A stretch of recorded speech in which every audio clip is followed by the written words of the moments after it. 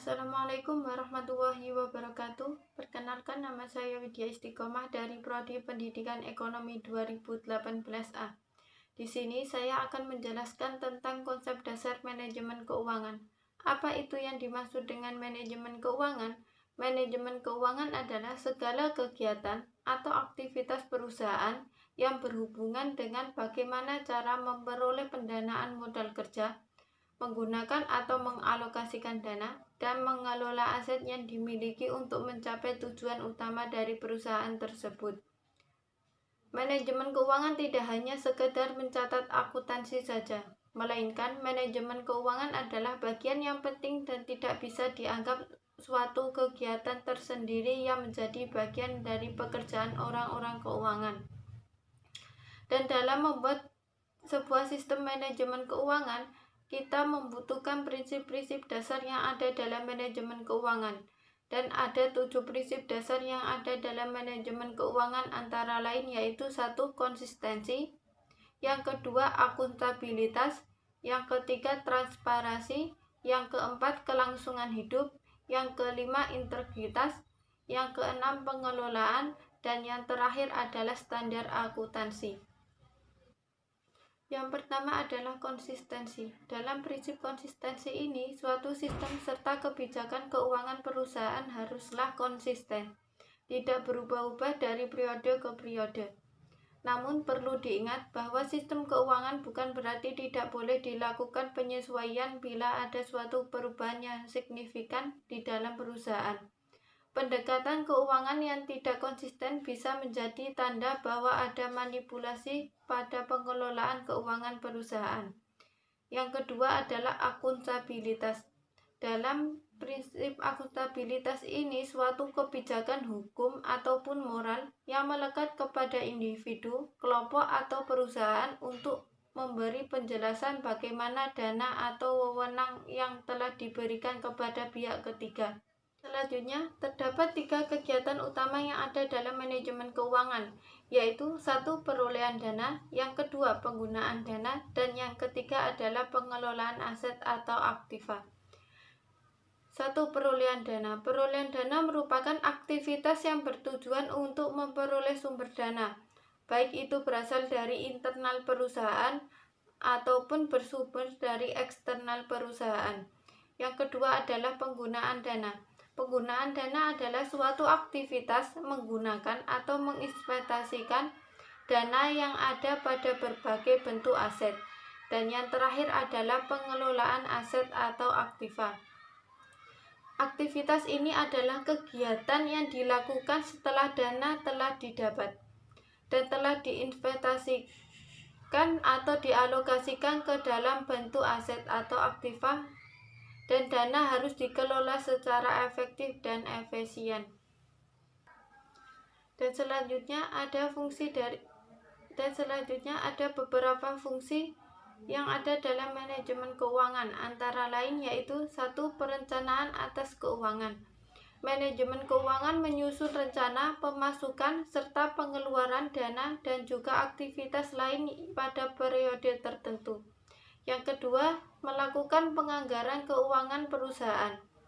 Hal ini adalah tindak lanjut atas perencanaan keuangan dengan menyusun lebih detail lagi semua pengeluaran dan pemasukan perusahaan. Yang ketiga, pengelolaan keuangan perusahaan. Dalam hal ini, manajemen keuangan mempergunakan dana yang ada di dalam perusahaan untuk memaksimalkannya dengan berbagai cara yang bisa ditempuh. Yang keempat, pencarian sumber dana. Manajemen keuangan berusaha mencari sumber dana perusahaan yang akan digunakan kegiatan operasional perusahaan. Yang kelima, penyimpanan keuangan. Manajemen keuangan menyimpan untuk mengamankan dana perusahaan yang telah dikumpulkan. Dan yang keenam, pengendalian atas keuangan. Manajemen keuangan mengevaluasi dan memperbaiki suatu sistem keuangan yang ada dalam perusahaan dan dirasa belum mumpuni. Yang ketujuh, melakukan pemeriksaan keuangan. Internal audit atas laporan keuangan perusahaan dilakukan oleh manajemen keuangan untuk memastikan tidak adanya penyimpangan yang merugikan. Dan yang terakhir adalah pelaporan keuangan perusahaan.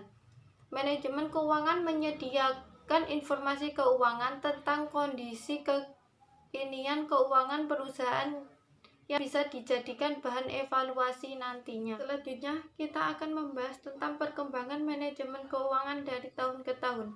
Perkembangan keuangan memiliki peranan dalam kehidupan perusahaan, ditentukan oleh perkembangan ekonomi kapitalisme.